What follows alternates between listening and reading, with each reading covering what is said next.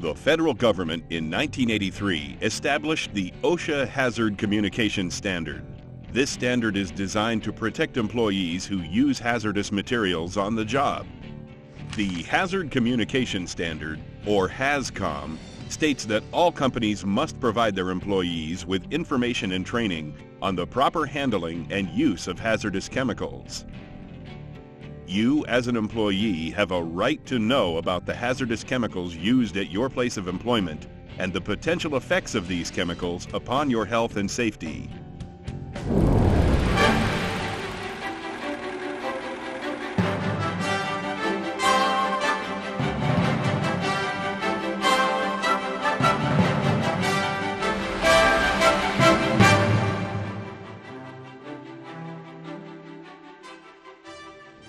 This training program applies to all employees who use, handle, package, ship, or may be exposed to a hazardous chemical in the workplace.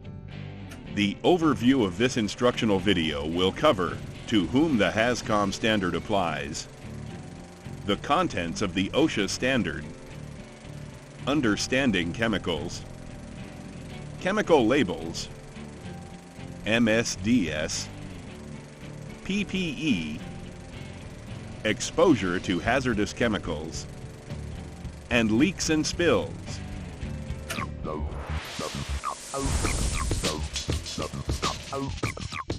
The Hazard Communication Standard covers any and all hazardous chemicals. HAZCOM is performance-based and incorporates a downstream flow of information. Therefore, any company that deals with hazardous chemicals of any kind at any time is covered by the standard. This includes, but is not limited to, producers and importers of hazardous materials, employers that use hazardous chemicals in the workplace, and employees that use and/or are exposed to hazardous chemicals in the workplace.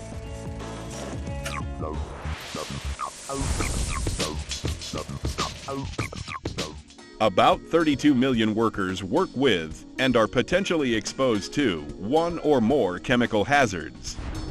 There are an estimated 650,000 existing chemical products and hundreds of new ones being introduced annually. This poses a serious problem for exposed workers and their companies. The Occupational Safety and Health Administration, OSHA, issued the Hazard Communication Standard, HAZCOM, 29 CFR 1910.1200 to address this issue. HAZCOM establishes uniform requirements to make sure that all the hazards of all chemicals imported, produced, or used in the U.S. are evaluated, and that the hazards are reported and transmitted to affected employers and exposed employees. HSC is based on a simple concept that employees have both a need and a right to know the identities and the hazards of the chemicals they are exposed to while working. Evaluation and determination of chemical hazards is the responsibility of the producers and importers of the materials. Producers and importers are then required to provide the hazard information to companies that purchase their product. Employers that don't produce or import chemicals must identify and list hazardous chemicals in their workplace, obtain material safety data sheets, or MSDSs, and labels for each hazardous chemical, establish and implement a written hazard communication program, including labels, MSDS training, and employee training regarding the list of chemicals, MSDSs, and label information. Communicate hazard information to their employees. Train and provide equipment concerning protective measures to prevent exposure to chemicals and to reduce the risk of working with hazardous chemicals. HAZCOM does not apply to consumer products when used in the workplace in the same manner and with the same duration and frequency that a normal household consumer would use them. Such examples include window cleaner, toilet bowl cleaner, and bleach, to name just a few.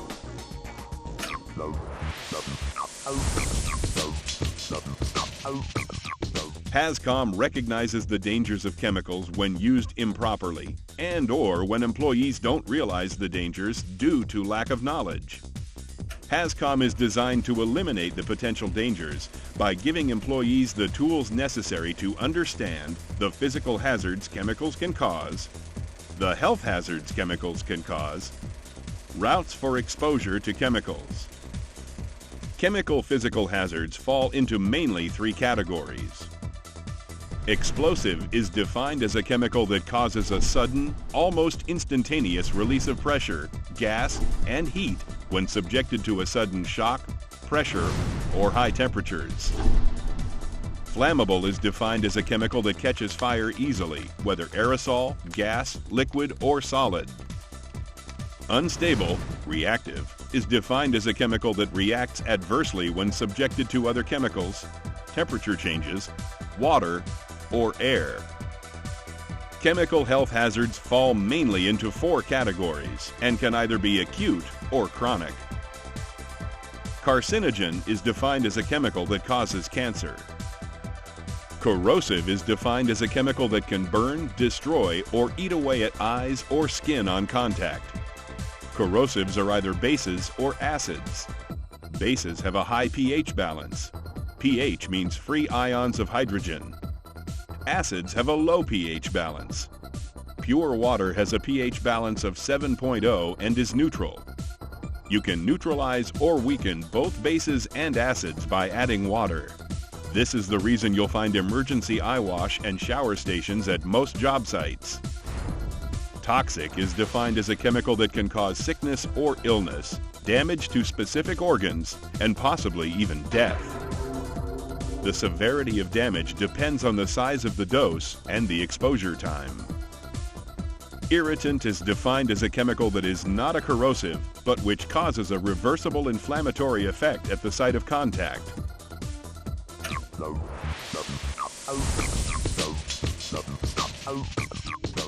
The determination of occupational health hazards is complicated by the fact that many of the effects or signs and symptoms occur commonly in non-occupationally exposed groups of people. The effects of exposure are difficult to separate from normally occurring illnesses. There have been many attempts to categorize effects and then define them in various ways.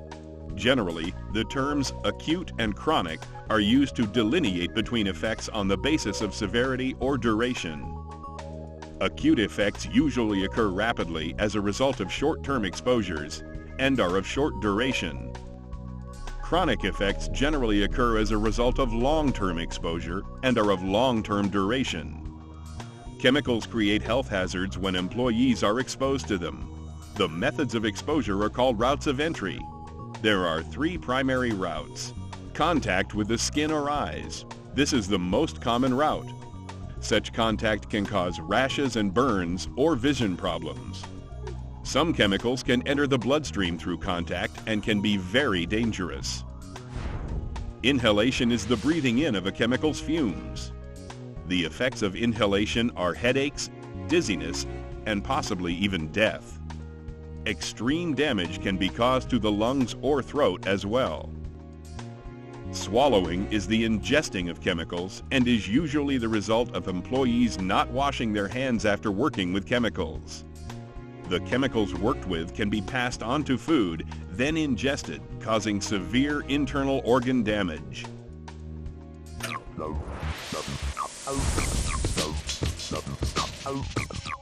Chemical manufacturers and importers must convey the hazard information to downstream employers by means of labels on containers and material safety data sheets, MSDSs. The language used on the warning label does not have to be identical to that on the MSDS. Chemical manufacturers, importers, and distributors must be sure that containers of hazardous chemicals leaving the workplace are labeled, tagged, or marked with the identity of the chemical, appropriate hazard warnings, and the name and address of the manufacturer or other responsible party. Employers purchasing chemicals can rely on the labels provided by their supplier. The primary information to be obtained from an OSHA-required label is an identity for the material and appropriate hazard warnings. The identity is any term which appears on the label, the MSDS, and the list of chemicals, thus linking these three sources of information. Hazard warnings can be any type of message, picture, or symbol that provides information on the hazards of chemicals and the targeted organs affected if applicable. Labels must be legible, in English, additionally in another language if desired, and prominently displayed. Exemptions to the requirement for in-plant individual container labels exist. Portable containers into which hazardous chemicals are transferred from labeled containers and are intended only for the immediate use of the employee who makes the transfer do not require a label. Refer to 29 CFR 1910.1200 for additional information on this and other exemptions.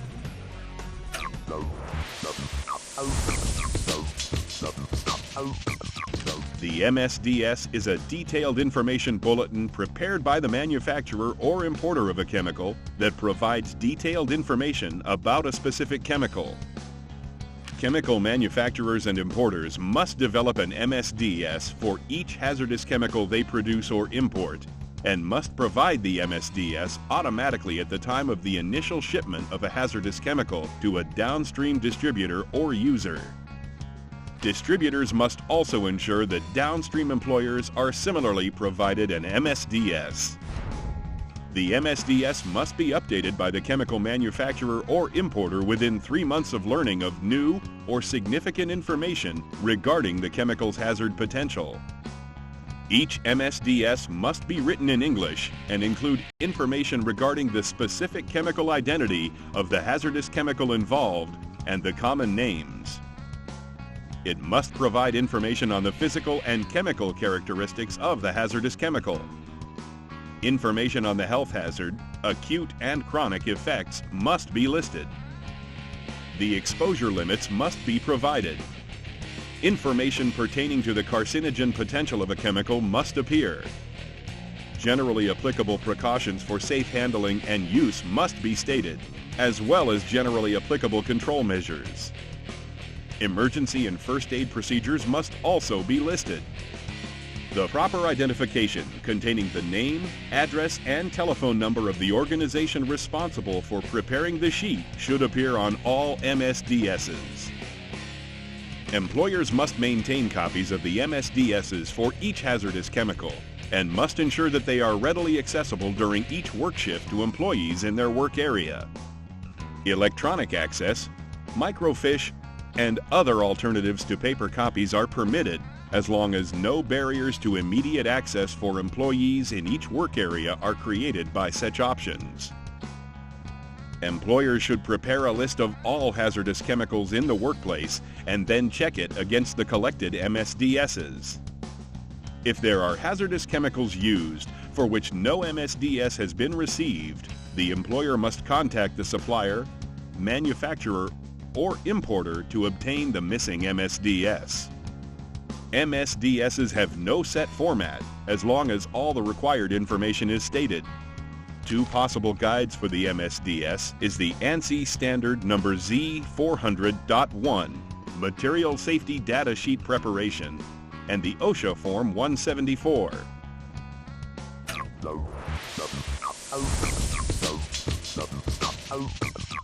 To reduce the potential for risk of exposure, personal protective equipment, PPE, should be worn that is appropriate for the chemical being used.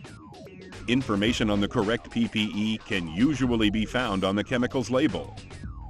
A chemical's MSDS may also provide information on the proper PPE to be worn. PPE is usually divided into 3 groups: eye protection, safety goggles and face shields; hand and body protection, gloves and aprons; and respiratory, respirators, masks, and self-contained breathing apparatus.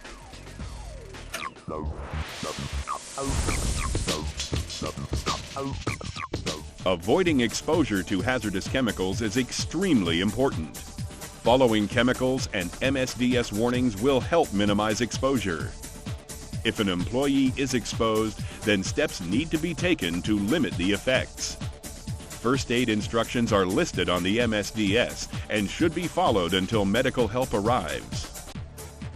The administration of first aid may include flushing eyes with emergency eye wash, removing contaminated clothing and washing contact areas of the body, applying cool water on burned areas, and moving to an open area for fresh air.